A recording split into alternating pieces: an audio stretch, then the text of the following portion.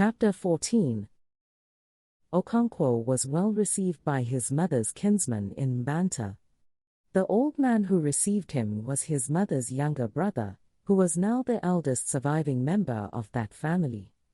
His name was Ukandu, and it was he who had received Okonkwo's mother 20 and 10 years before, when she had been brought home from Umuofia to be buried with her people. Okonkwo was only a boy then, and Ukandu still remembered him crying the traditional farewell, "Mother, mother, mother is going." That was many years ago. Today Okonkwo was not bringing his mother home to be buried with her people. He was taking his family of 3 wives and their children to seek refuge in his motherland. As soon as Ukandu saw him, with his sad and weary company, he guessed what had happened, and asked no questions. It was not until the following day that Okonkwo told him the full story. The old man listened silently to the end and then said with some relief, "It is a female Ochu." And he arranged the requisite rites and sacrifices.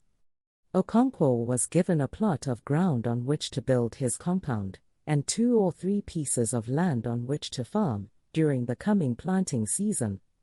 With the help of his mother's kinsmen, he built himself an obi and 3 huts for his wives.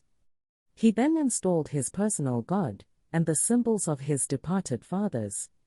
Each of Ukandu's 5 sons contributed 300 seed yams to enable their cousin to plant a farm, for as soon as the first rain came, farming would begin. At last the rain came.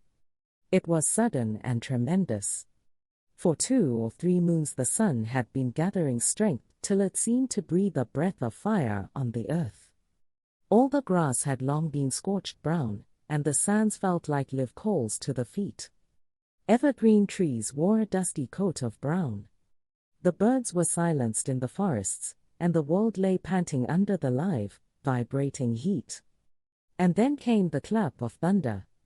It was an angry, metallic and thirsty clap, unlike the deep and liquid rumbling of the rainy season. A mighty wind arose and filled the air with dust. Palm trees swayed as the wind combed their leaves into flying crests like strange and fantastic coiffure. When the rain finally came, it was in large, solid drops of frozen water which the people called the nuts of the water of heaven. They were hard and painful on the body as they fell, yet young people ran about happily picking up the cold nuts and throwing them into their mouths to melt. The earth quickly came to life, and the birds in the forests fluttered around and chirped merrily. A vague scent of life and green vegetation was diffused in the air. As the rain began to fall more soberly, and in smaller liquid drops, children sought for shelter, and all were happy, refreshed and thankful. Okonkwo and his family worked very hard to plant a new farm. But it was like beginning life anew without the vigor and enthusiasm of youth, like learning to become left-handed in old age. Work no longer had for him the pleasure it used to have, and when there was no work to do he sat in a silent half-sleep. His life had been ruled by a great passion to become one of the lords of the clan. That had been his lifespring. And he had all but achieved it. Then everything had been broken. He had been cast out of his clan like a fish onto a dry, sandy beach, panting. Clearly his personal god or chi was not made for great things. A man could not rise beyond the destiny of his chi. The saying of the elders was not true that if a man said yea, his chi also affirmed. Here was a man whose CBI said nay despite his own affirmation. The old man, Ukandu, saw clearly that Okonkwo had yielded to despair, and he was greatly troubled. He would speak to him after the Isa Ifai ceremony. The youngest of Ukandu's 5 sons, Amikwu, was marrying a new wife. The bride price had been paid and all but the last ceremony had been performed. Amikwu and his people had taken palm wine for the bride's kinsman about 2 moons before Okonkwo's arrival in Banta. And so it was time for the final ceremony of confession. The daughters of the family were all there, some of them having come a long way from their homes in distant villages. Ukandu's eldest daughter had come from Obodo, nearly half a day's journey away. The daughters of Ukandu's brothers were also there. It was a full gathering of Amuada, in the same way as they would meet if a death occurred in the family. There were 22 of them. They sat in a big circle on the ground, and the bride sat in the center with a hen in her right hand. Ukandu sat by her, holding the ancestral staff of the family. All the other men stood outside the circle, watching. Their wives watched also. It was evening and the sun was setting. Ukandu's eldest daughter, Jide, asked the questions. "Remember that if you do not answer truthfully you will suffer or even die at childbirth," she began. "How many men have lain with you since my brother first expressed the desire to marry you?" "None," she answered simply. "Answer truthfully," urged the other women. "None?" asked Jide. "None," she answered.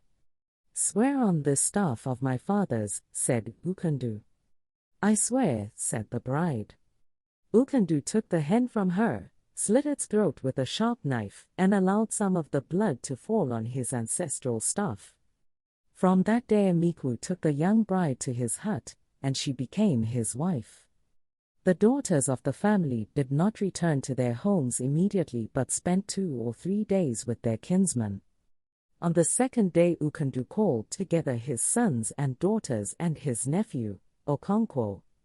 The men brought their goatskin mats, with which they sat on the floor, and the women sat on a sisal mat spread on a raised bank of earth.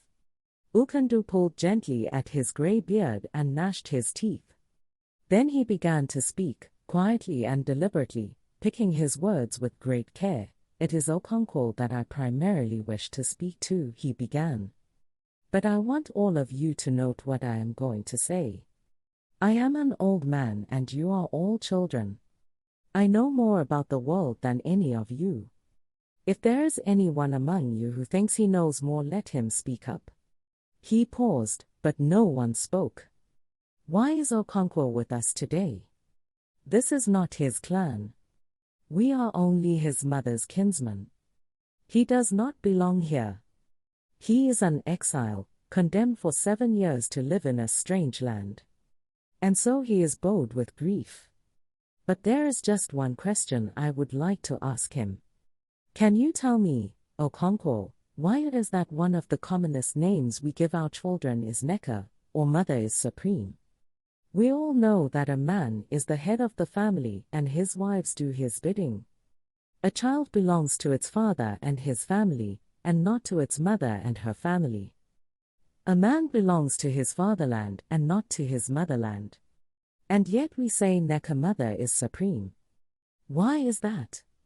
There was silence. "I want Okonkwo to answer me," said Ukandu.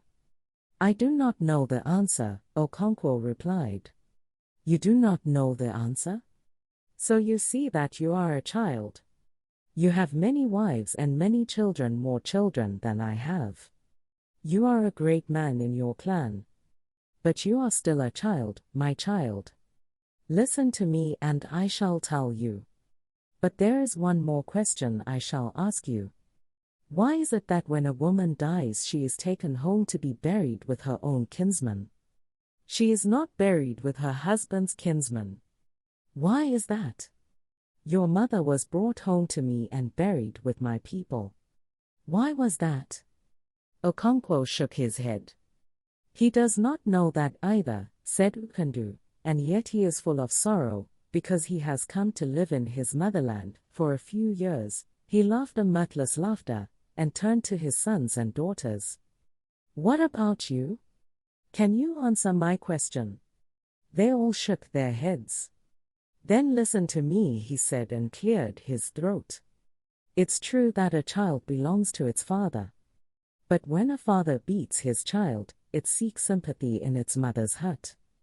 A man belongs to his fatherland when things are good and life is sweet. But when there is sorrow and bitterness, he finds refuge in his motherland. Your mother is there to protect you. She is buried there. And that is why we say that Mother is supreme. Is it right that you, Okonkwo, should bring to your mother a heavy face and refuse to be comforted? Be careful, or you may displease the dead. Your duty is to comfort your wives and children, and take them back to your fatherland after 7 years. But if you allow sorrow to weigh you down and kill you, they will all die in exile. He paused for a long while. These are now your kinsmen. He waved at his sons and daughters. You think you are the greatest sufferer in the world? Do you know that men are sometimes banished for life? Do you know that men sometimes lose all their lands and even their children? Had 6 wives once. I have none now except that young girl, who knows not her right from her left. Do you know how many children I have buried, children I begot in my youth and strength? 22. I did not hang myself, and I am still alive. If you think you are the greatest sufferer in the world, ask my daughter, Akuni, how many twins she has borne and thrown away. Have you not heard the song they sing when a woman dies? For whom is it well? For whom is it well? There is no one for whom it is well. I have no more to say to you.